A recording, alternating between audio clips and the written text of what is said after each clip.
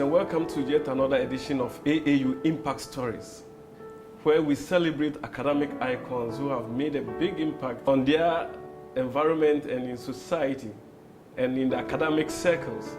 Today we are going to celebrate an icon who comes from Nandom in the Upper West region of the Republic of Ghana. My name is Ransford Bekoe and I am the host of the program. When we come back, I shall introduce the guest. Thank you and stay tuned.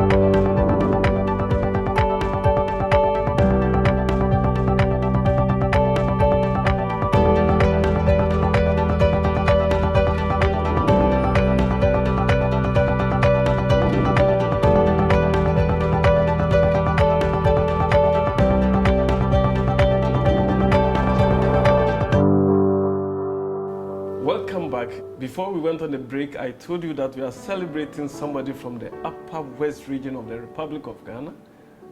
He is the Maluna of Nandom traditional area.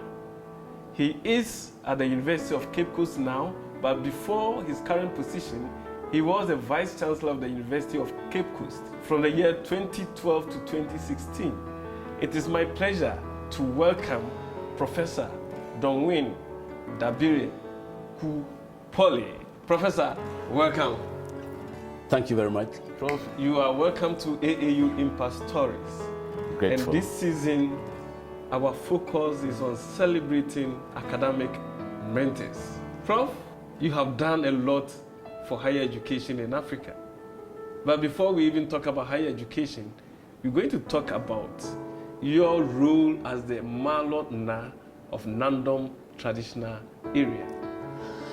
Thank you very much, Mr. Bekoe, and let me use this forum to express my deepest gratitude to the AAU Secretariat, the Secretary General, Professor Etienne Ehile, and in particular to the Impact Stories coordinator, and indeed the entire staff of the AAU Secretariat.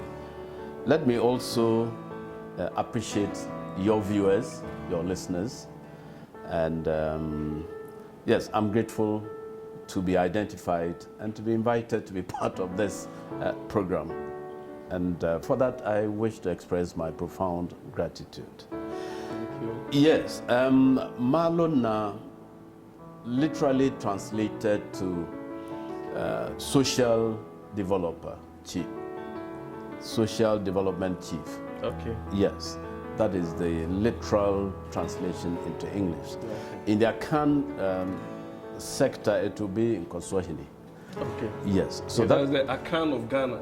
Akan of Ghana. Okay. It is in Koswahili. Okay. And the chiefs and people of the Nandom traditional area in some 4 years ago decided to award or to honor me with that title as Malo Na, because of some interventions and contributions I have made to the traditional area. And I thought it was a great honor for me, for the family, for my friends and well-wishers in Ghana and beyond. Yes, Prof, can you just mention some of the contributions that you have really made towards the people of Nandom in the Upper West region of Ghana? Thank you very much. Some of the contributions I would say are intangible. Okay. Others are tangible. Intangible in the sense that as an educationist, I've been able to assist a number of students, a number of people from the Nandom traditional area and outside the Nandom traditional area to gain admission into various institutions in Ghana and outside. I have been able to support a few students financially, materially, and in terms of logistics. I have also given talks and educative programs to some students in the area. Right. So this is, I can mention, the list is tall. This is the intangible aspect. Okay. The tangible aspect will be a library facility that my family and I have been able to put up for the basic school in my village. Okay. The school where I started my primary education, and of course under a tree. Oh, really? Yes, I started primary 1 under a tree, 1 full year, and then primary 2 and 3 in a chapel.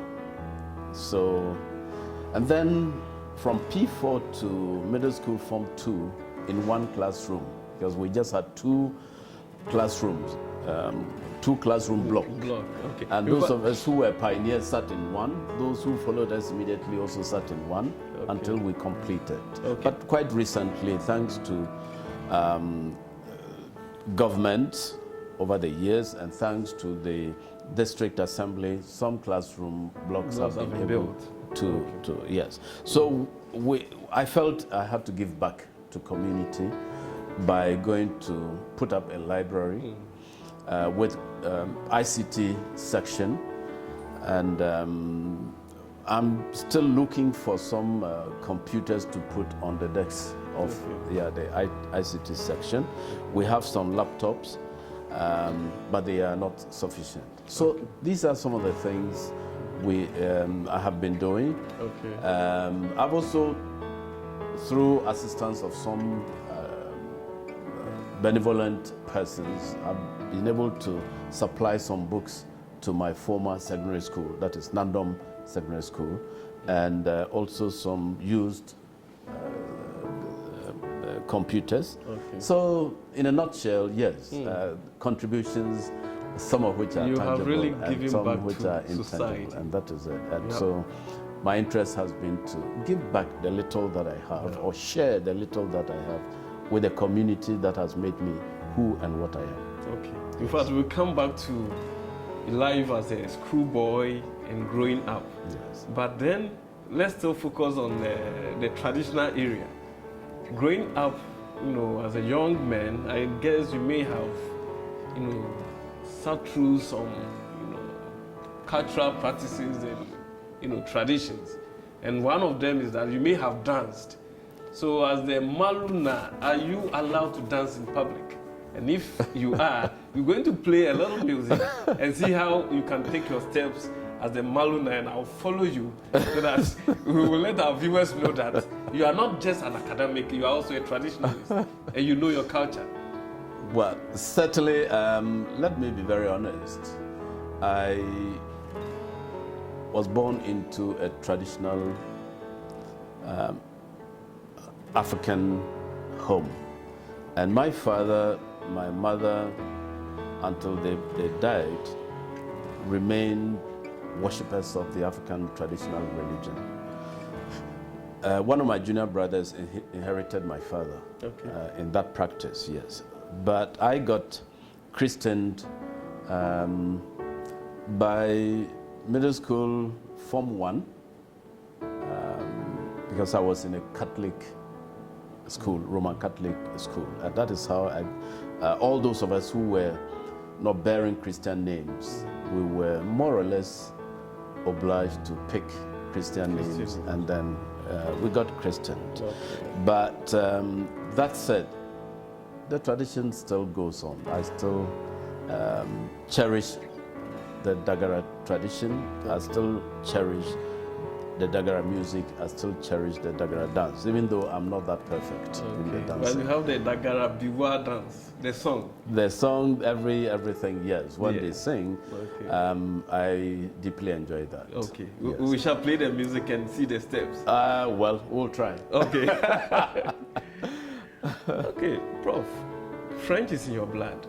And in fact, before you were the Vice Chancellor of University of Cape Coast in Ghana, You were the moderator for the French language at the West African West African Examination Council. You're right. Yes. So can you just briefly introduce yourself in French for our viewers to know that really you are bilingual, if not multilingual? Bien, merci beaucoup, Monsieur Bekoe. En effet, je m'appelle Kuupole, Domwini Dabire. Je suis ressortissant de Nandom. C'est une petite ville vers la frontière Burkina Faso et Ghana, au nord-ouest du Ghana. Donc, je suis enfant du pays et je suis professeur de français à l'université de Cape Coast depuis 1989. Donc, je suis maintenant à la retraite, mais je continue à donner des cours à l'université de Cape Coast, surtout au niveau doctorat. Merci. Merci beaucoup. Well, viewers, if you don't understand, he said he was born at Nandom and he's now a retired professor, but he still works for University of Cape Coast.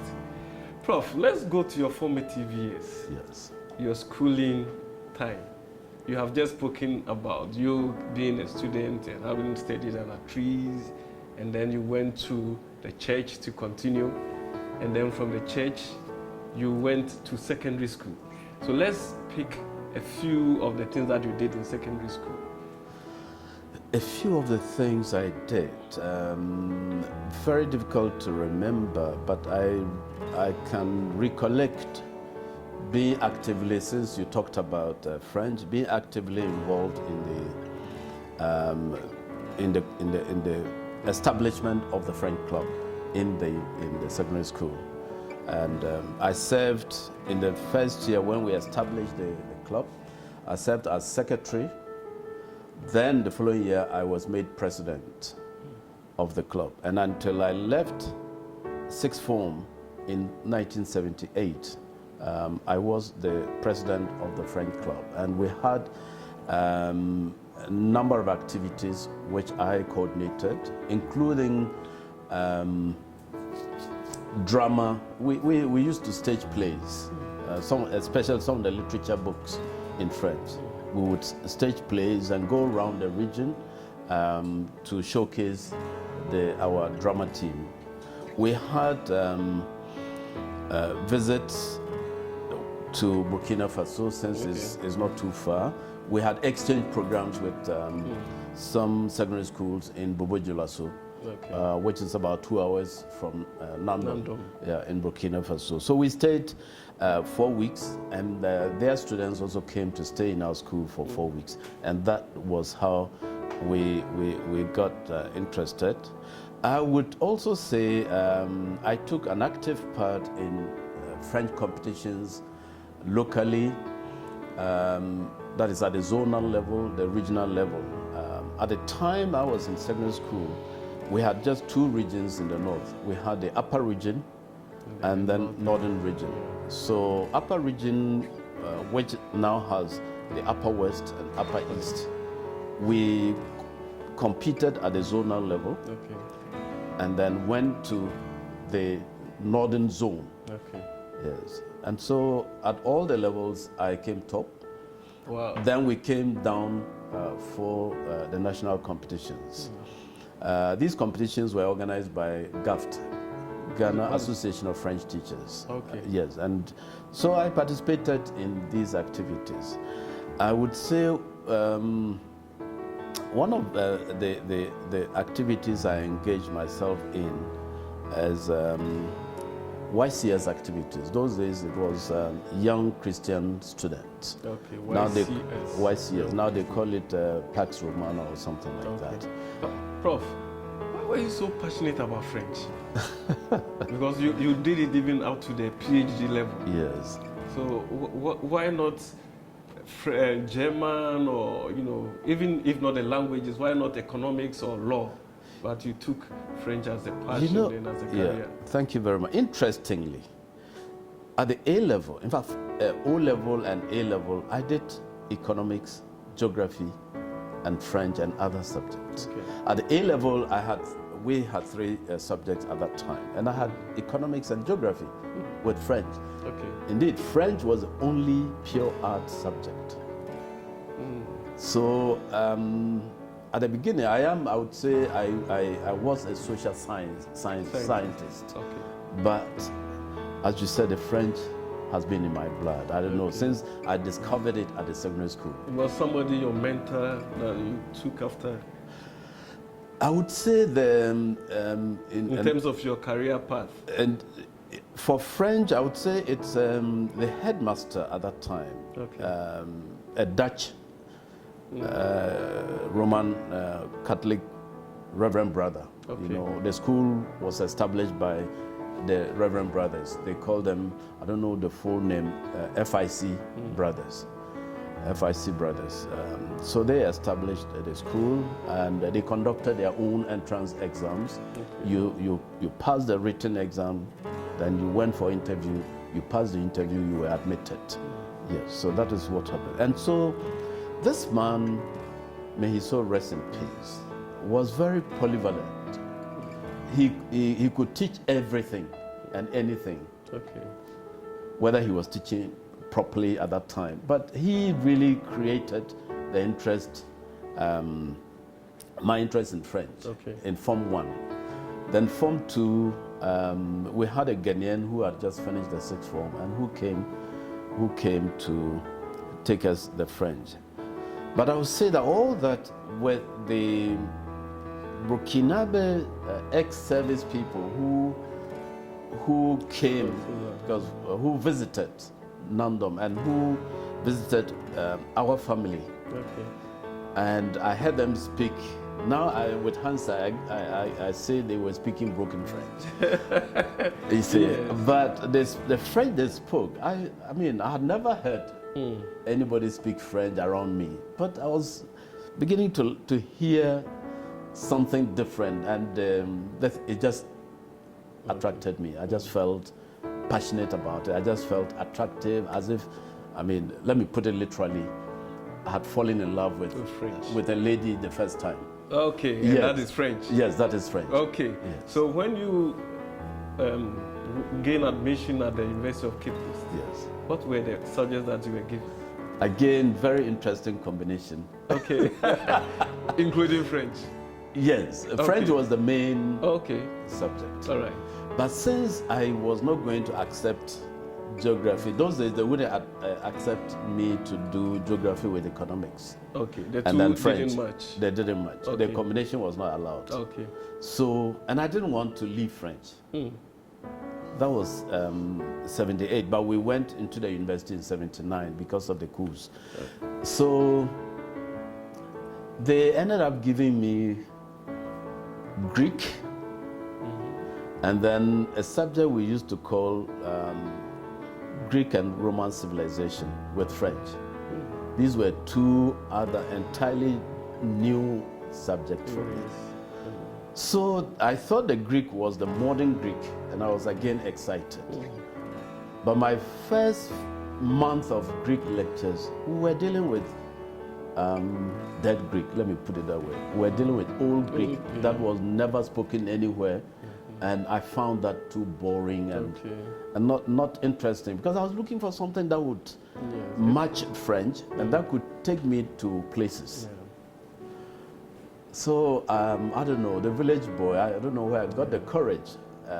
I went to the dean of the faculty at that time and said, look, Faculty of Arts, I said, look, I didn't want the Greek. I didn't want the Greek. And it was changed? Or you had to drop the subject after it was a tussle. Okay. The head of Department of Classics at that time, late Professor Beduado, and then the dean at that time, who was also head of Department of Religion, Reverend Professor Gaba, he's still alive. Okay. It took them 2 weeks to fight over and for me. Wow. The head of classics didn't want to release me. Professor Gaba wanted me, head of religion. Okay. Because he said, even though I hadn't done Bible studies at the secondary school, I hadn't done anything related to religion, But given that I had passed so well in French, he was sure I could make it in religion. And you did. And he was prepared to take me. And you did. And I did. Congratulations. Thank you very much. So, you know, to end the story, the last bit of it was the last day of dropping and changing subjects. And this man was not ready. So I walked to his house in the afternoon. That was bold for a young man. I did. I said, look, I walked to the house. He was resting. I sat down. When he woke, I said, yes, young man, what do you want again from me? Did he know you facially? He did, because okay. I pestered him. Okay. Young man, what do you want from? I said, Prof, just one thing. I want you to change or to allow me to drop Greek. Prof, were you militant during your secondary school days? Very, very unassuming, you won't notice that I'm even around. But when I was determined to have something done, nothing could deter me. Okay. And that was what made me. The guy, Prof. Beduado got angry. He picked the phone those days, called Prof. Zagaba. They talked for over 30 minutes. Then he came, give me the forms. Where are they? And then he approved for me to drop. Oh, so you carried the forms along? I did. I carried the forms You were very determined. I was determined. So determination. So I shifted to religion, classics, and French. And made all the way to French in the third year. Yeah. You didn't do education then?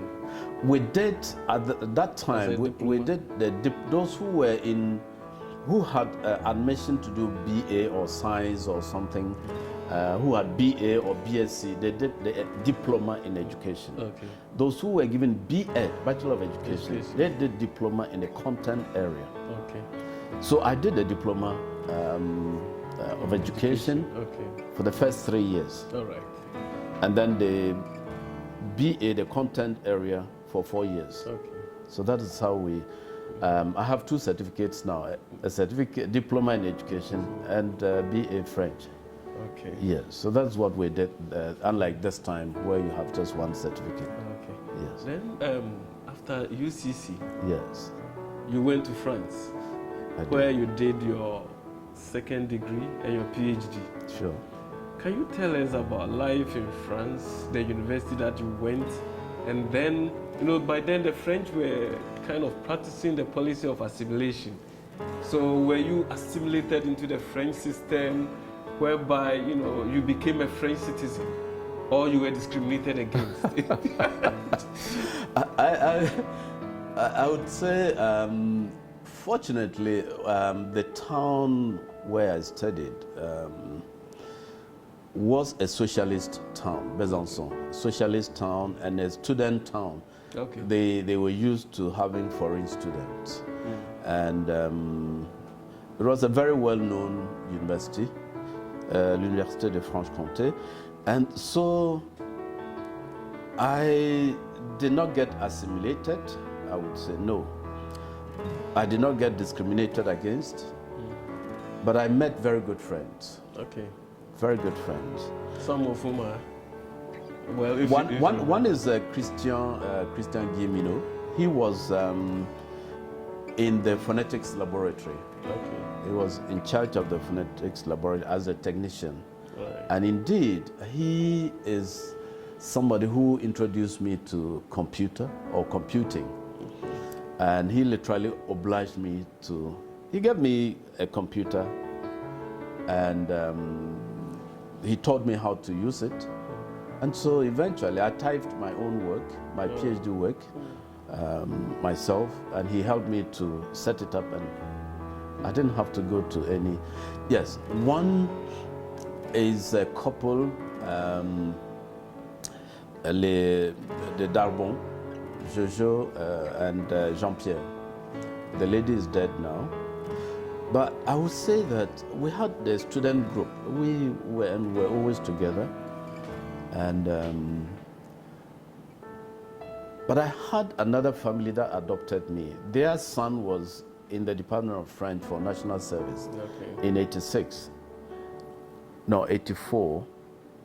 Yeah, 84 thereabouts. And that's how we got, we became friends. Okay. And when I got to France, the father and mother decided to adopt me, but they lived in a town several kilometers away. So every holiday they insisted I was with them. Okay.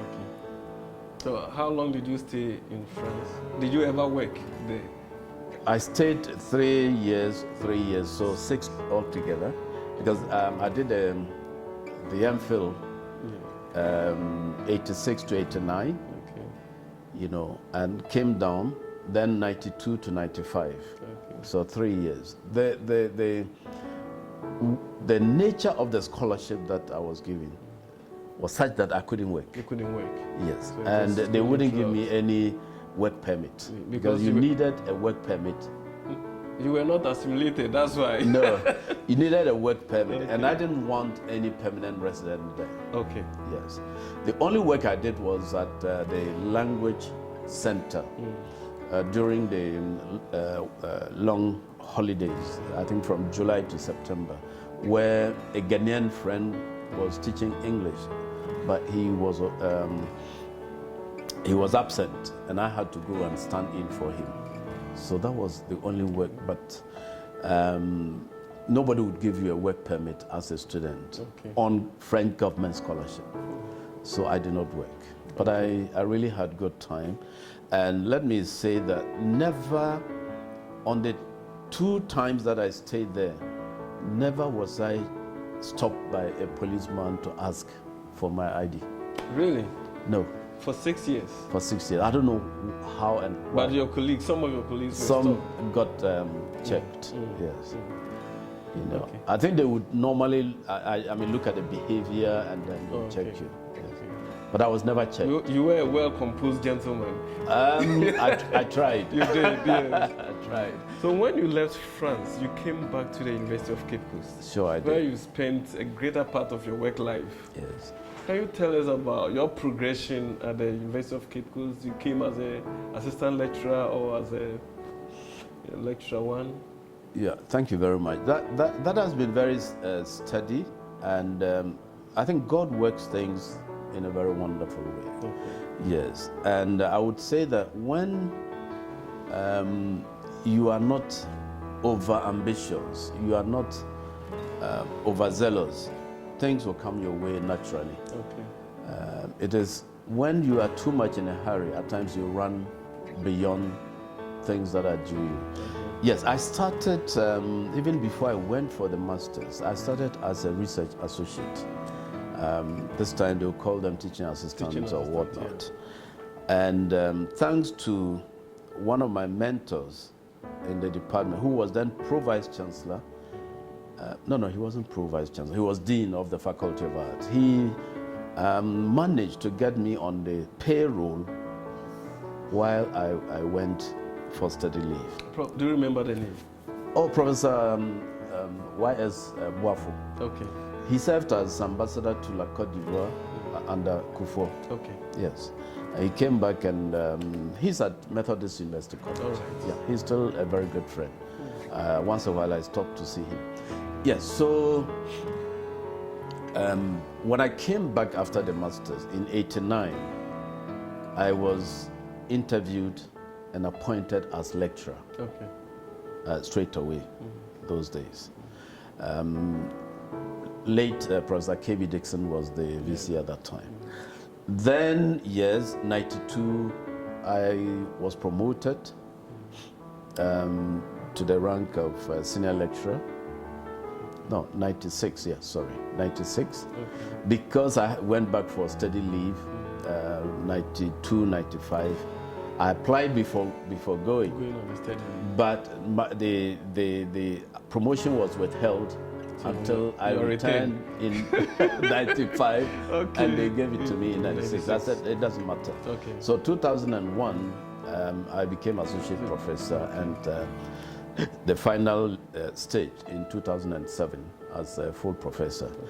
But of course, with all that came appointments upon appointments. You know, 98, 2001 as hallmaster of the most famous hall on campus, Kingsley Hayford. Yes, Casford. Yeah, Casford, my alma mater. And at the same time, very much involved in alumni activities. I was made secretary, national secretary, Well, we did a lot of running around in the country. Then 2001 to 2014 as the alumni national president. I tried handing over, it was not possible. You were the Mugabe of your era. Mugabe of that. Because the House had decided that since we initiated a hostel project, if I did not complete that project, they would not allow let you go. So we completed that hostel. In 2014? No, in 2012. 2012. That was when you became the Vice Chancellor. And I became Vice Chancellor in 2012, October 2012. I tried handing over, it wasn't possible. So we had AGM, but we never formed a quorum. Yeah. Until 2014, I said, look, whether anybody liked it or not, I was handing over. Yes. Yes, because as a Vice Chancellor, you had a lot to do. Yes, I couldn't be arbiter and player at the same time. So that was what happened. Okay. Yes. Then head of department, 2001, 2004. Head of the French department. French. Okay. And then Dean of the Faculty of Arts, 2002 to 2009. You can check the number of years. And then also Pro Vice Chancellor, 2010, 2012, and the ultimate. So I would say these things came when I least expected. Yes, when I least expected. Your CV is very rich with a lot of activities that you really did during your stay at the University of Cape Coast. University of Cape Coast. And then you became the Vice Chancellor in 2012. Yes. To 2016. Yes. That was for a period of 4 years. 4 years. One term. Yes, was 4 years not too short for any transformational changes in the university? Well, even if you had 2,000 years, you can't do everything. The 4 years, very short, very, very short, and especially in a system where you have a collegiate system. Yeah. You need to work with so many people, and you need to work with committees. So the system can be deliberately slowed down, or it can work fast. So yes, 4 years was very short, but still good enough to do a few things that would also enable you to leave some footprints. Okay. Yes. Can we list just one or two of these? In terms of academic restructuring, we reconstituted the faculties into colleges. Right. Yes. So we have the collegiate system in operation since 2014. Right. And we have 5 colleges now. And we also had to restructure the administration. So we now have 5 or so directorates, 5 directorates under the administration, in line with the academic restructuring. A number of programs, demand-driven programs were introduced, and we saw a phenomenal expansion, in particular, of the distance learning program. Yeah. Huge numbers came in. But of course, we also had to go into some income-generating activities to support research, to support teaching and learning, And so we had to enter into partnership with GOI to set up Ghana Oil Company. Yes, to set up a fuel station along the Accra-Takoradi Highway. We do produce water. The university? Yes, we had to do a water production plant.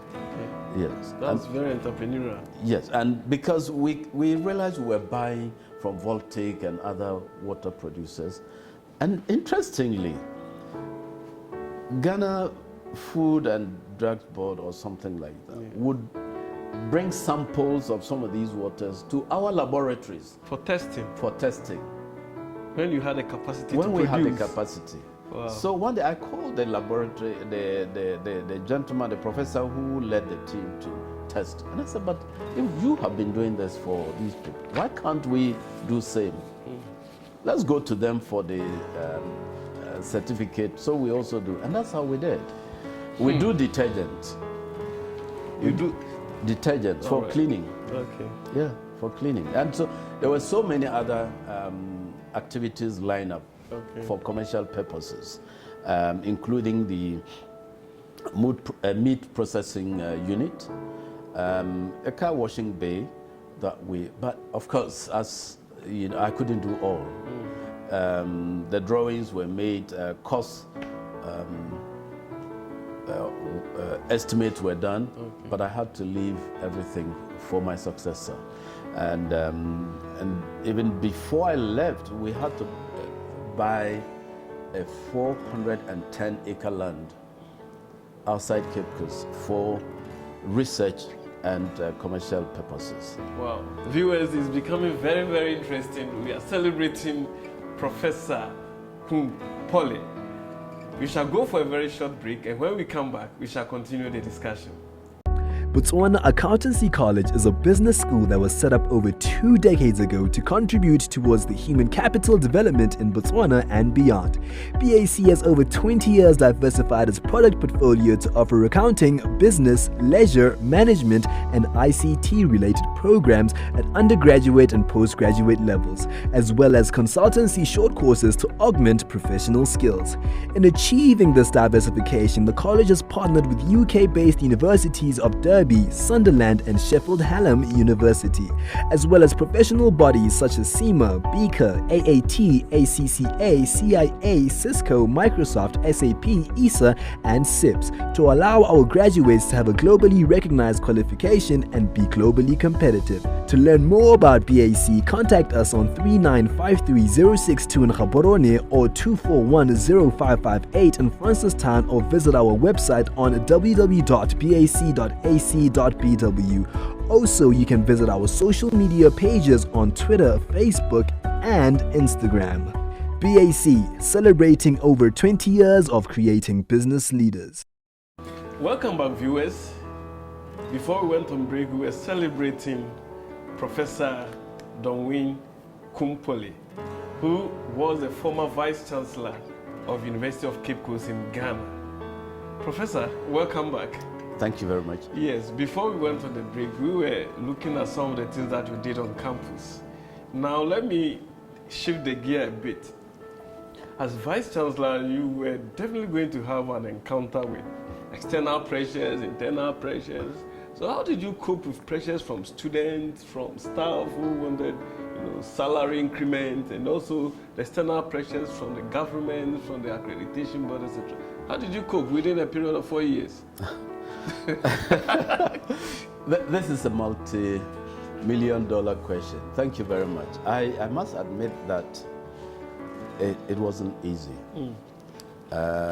Because as Vice Chancellor, I came in at a time when, as you said, there were challenges all over. Challenges of funding, challenges of competition amongst universities nationally and externally, and then also challenges in respect of student agitations vis-a-vis utilities that were not paid for and all that.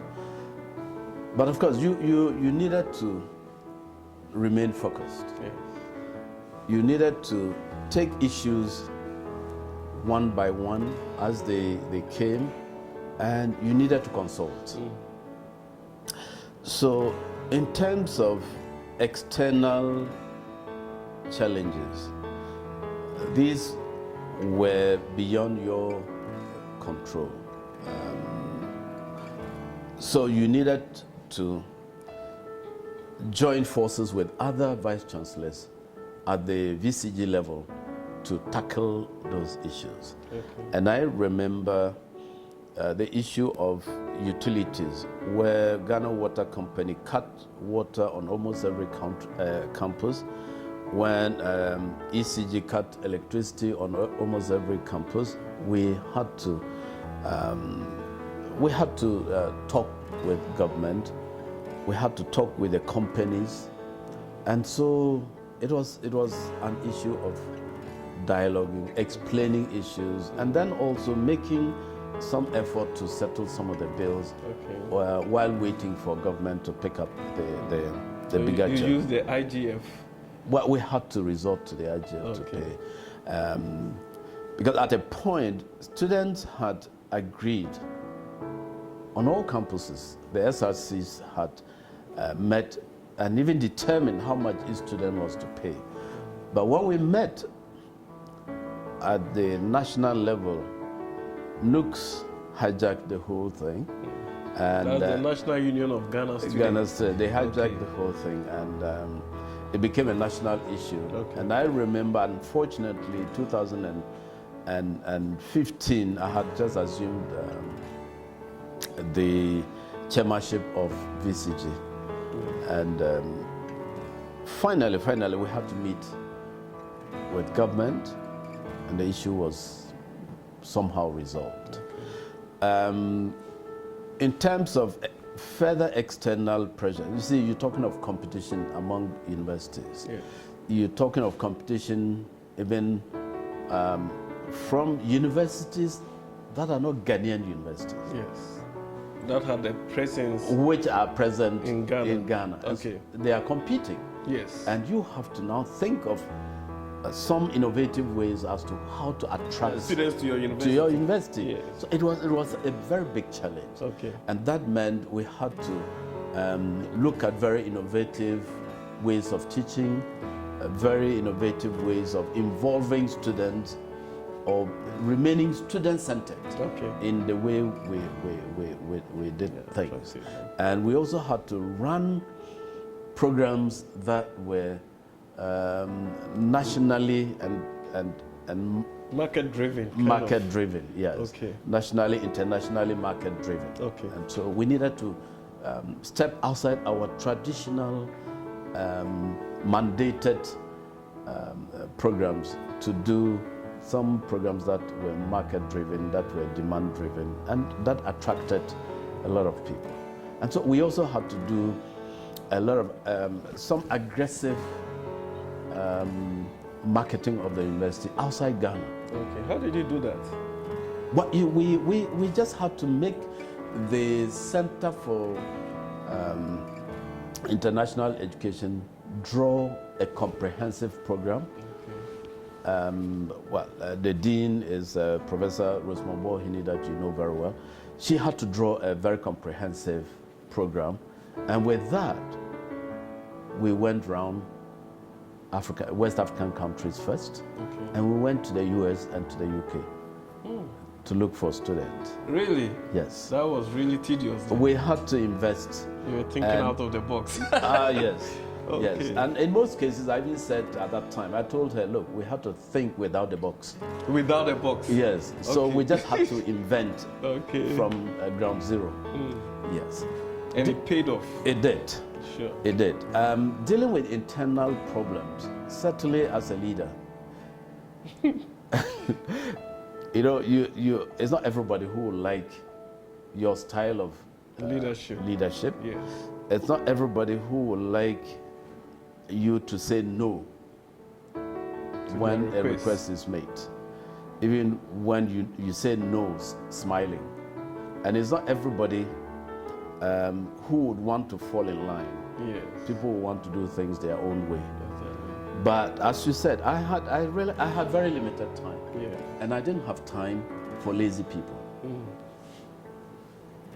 So you left them behind? Well, you joined or you were left behind. Okay. I would entrust you with something 2 times. Yes. If you didn't impress, no. You didn't come the 3rd time? No. Okay. So what I did was to identify people who were ready to work and who had who had some innovative ideas and who had commitment and who were ready to work. Okay. Yes. And so I used the committee system a lot. I used, outside the committee system, I used a lot of colleagues who were prepared, who were committed, and who worked for the common good of UCC. And so, and I also used the students a lot. Yes, I involved them in the decision-making process. Oh. Some of the times, if there was an issue that involved them in particular, I said, look, can you go meet your constituents discuss at length, exhaustively, and come up with recommendations, which I'll pick and then factor into the at academic board and what. And so if a lot of the programs, projects on campus were student driven. Okay. A gymnasium that we built, including the sports complex that we built terraces and whatnot. We didn't have that. Okay. We built terraces for people, spectators to sit and watch.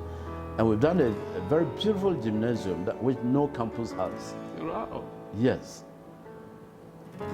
All that the students Initiated them. They initiated them. All I did was to provide guidance and support. And they financed. They live with each other. Prof. If you go to campus now, we used to operate our campus broadcasting station from a hall, from Atlantic Hall, yes. They have a mighty building now behind Valco Hall. Oh. They operate from there up there on the hill. A beautiful building. You know, again, students initiated. If you get to science, the science block, there's a bus stop. Okay. Students built with their own money. So, I mean, we open the doors for them to think, to innovate, and to come up with deliberations, new things. So, we resolve some of these external and internal challenges through dialogue, through open administration, and through engagement. And so we did also with the communities around. Okay. We engaged them, talked to them from time to time about encroachment and then all that. Okay. So, Prof, with the benefit of hindsight, if you were given back the post of a Vice Chancellor, what would you have done differently? Very difficult to tell, but I think, as I said, I would not give too much time and too much room to people who probably would not be committed to the common good of the university. Yes, okay. There were some people, as I said, there were some people who were who did not really care about issues, except if it concerned them. Yet we still try to encourage them to create some more room, thinking that they would change. You know, but it never happened. Including people who are now in the helm of affairs. You know, because maybe we'll not delve into that. Yes, because they. Some of them thought they were not going to be part of my team. But today they've realized that they also form a team. So they expect everybody to fall in line. So therefore, I mean, it's a lesson maybe for people. Future generation. For future generation. And the rest of the story, I think, I don't regret having done what I did. If I were to be back, assuming there's reincarnation, I think the best would have been to religiously stick to the vision that I came with. Even though I achieved it, the former chairman of council said he had marked the register because he was at the interview. He had marked the register and he realized that I had gone 95%. Wow, yes. That is par excellence. Yes, so I would have remained strictly to the vision. Use a lot more of committed people. Still work through the committee system a lot because that protects you. But some of the issues you won't need to waste so much time going through committee system. Some of the issues will need urgent attention. Then you report. So, Prof, were you mentoring somebody academically, or are you mentoring somebody? Since you have a lot in your kitty. Well, thanks. Yes, I do, and I did. Okay. You know, and interestingly, some colleagues would walk to me and say, Prof, I want to be your mentee. They're not in French. Okay. Yes, and so I still do have that. One is Professor Erinyako Samson, who is the chair of NTC, National Teaching Council, and Dean of the Faculty of Foundations, yes, at the University of Cape Coast. Those in the Department of French, yes, the head of department, Dr. Kofi Koda, Dr. Edem Baka, Dr. Anthony De Souza, they've all been my students at the undergraduate, postgraduate levels, and they are my mentees. So I mentor them. And at the faculty, the immediate past vice dean, Professor Peter Grant, in class, he's in philosophy, no, classics. His area is classics, you know, and there are a number of them. There are a number of them, including some in the sciences. Yes. I still mentor people, even in Nigeria. The university where I was, the University of Ilorin. I have a lot of mentees there, both young lecturers. One is Dr. Mrs. Dokmo, who just had a PhD last year. The current head of department, Dr. Tijani Yunus, and a couple of them, you know. And out of academic circles? Out of academic circles, I would say... I think there are a lot. Yes, there are so many. Out of academic circles, there are so many. There are so many. Some of them are in politics. One is two of them are in WA, with the National Health Authority or something, NHI National Health Insurance Authority. Yes, Samuel Lober, and he's the regional operations manager also. Yes. One is a teacher at WA Senior High School. I think he's just finished his law program at Jempa, and he's the NPP Regional Vice Secretary. Yes, Spiritus Ongo. Back at Cape Coast, there are a number of them. You know, so the list is very, very tall. I think it is part of the reason why you are a very awarded person. You have a lot of awards, both in Ghana and out of Ghana. And besides that, you have served on a number of committees, boards, and councils. So how were you coping with all of this? In fact, when you were the Vice Chancellor, you were at the same time the President of AAU, that is the Association of West African Universities. Yes, that's correct. You were, during that period too, you were the Chairman or the President of Vice Chancellors Ghana. Sure. And then you were a board member of the Association of African Universities, 2013 to 2017. Yes. So combining all of this, do you think you are now a fulfilled person? Thank you for this. I would say, saying that I'm a fulfilled person, I don't know too much, but I'll say I'm enriched. Okay. God has been so kind to me to have made me meet people of good stature, people of good repute, and to meet very good people at all levels and at different working places. AAU, for example, and at the university, outside the university, within organizations and whatnot.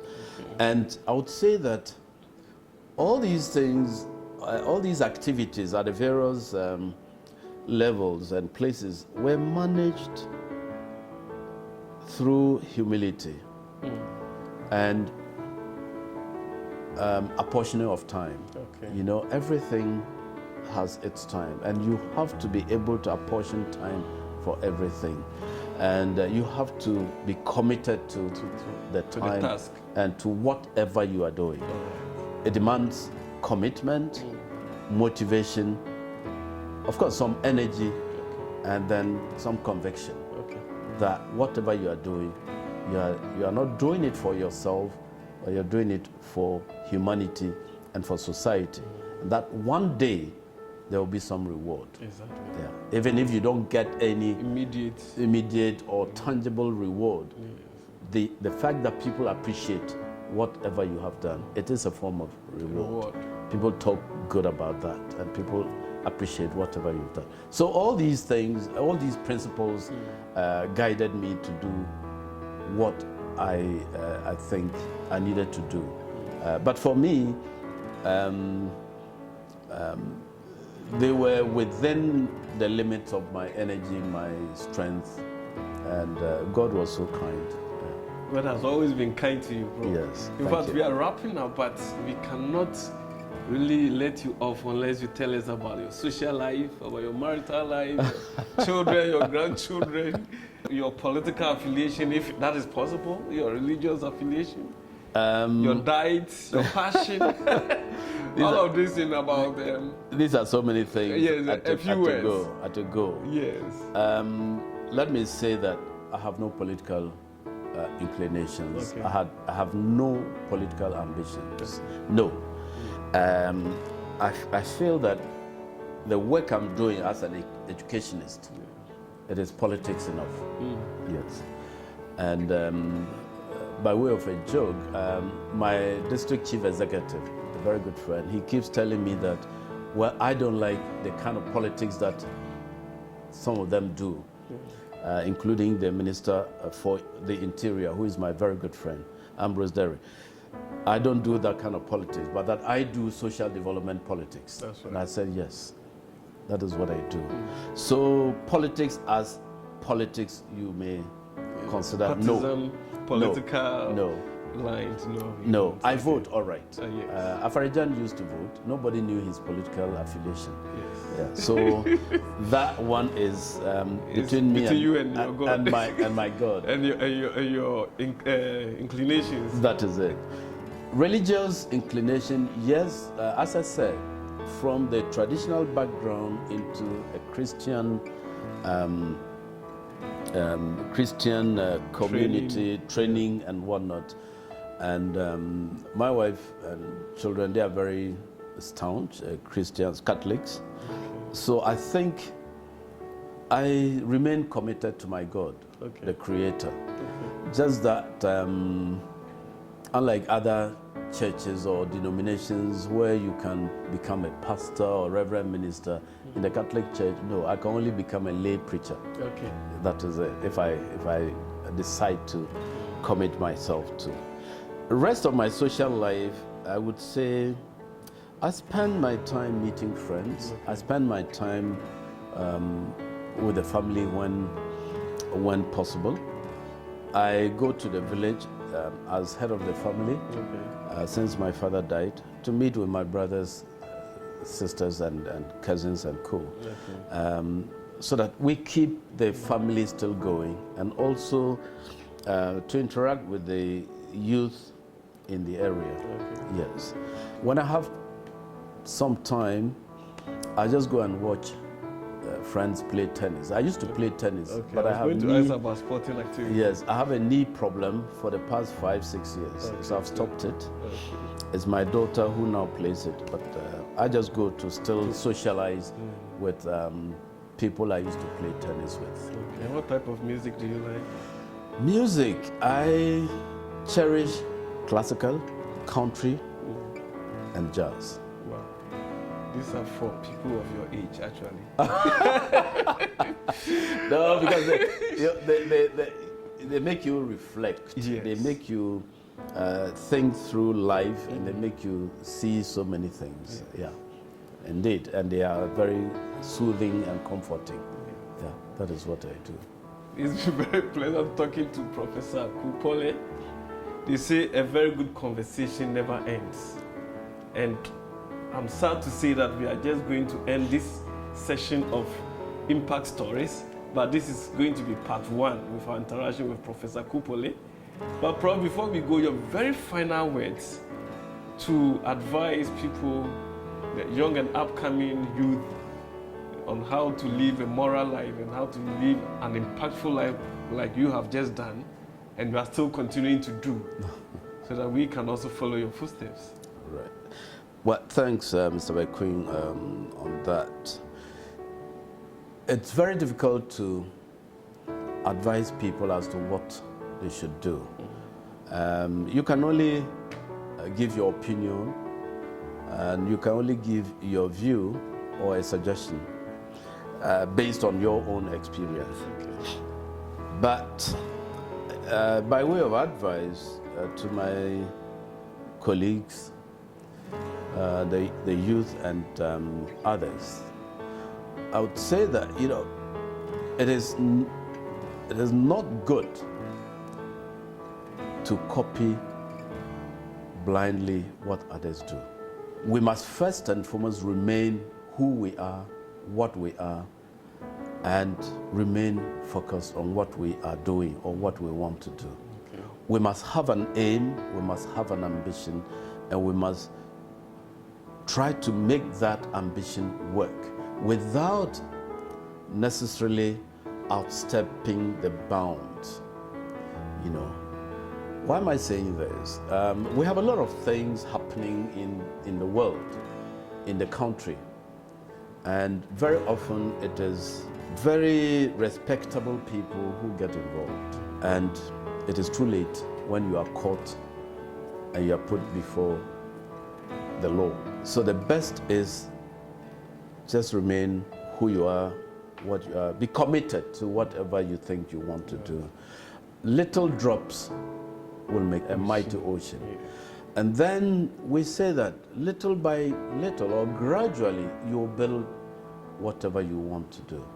It is not rushing to get what somebody has spent probably his or her whole life to make.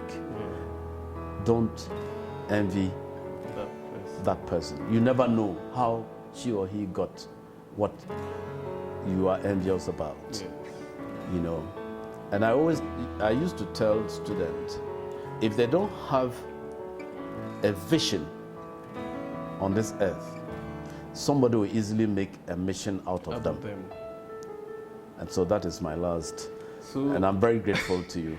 On that note, we have come to yet another exciting end of Impact Stories, where we have had an interaction with Professor Kuupole. Please stay tuned in again next week for another encounter. Take care and see you next week.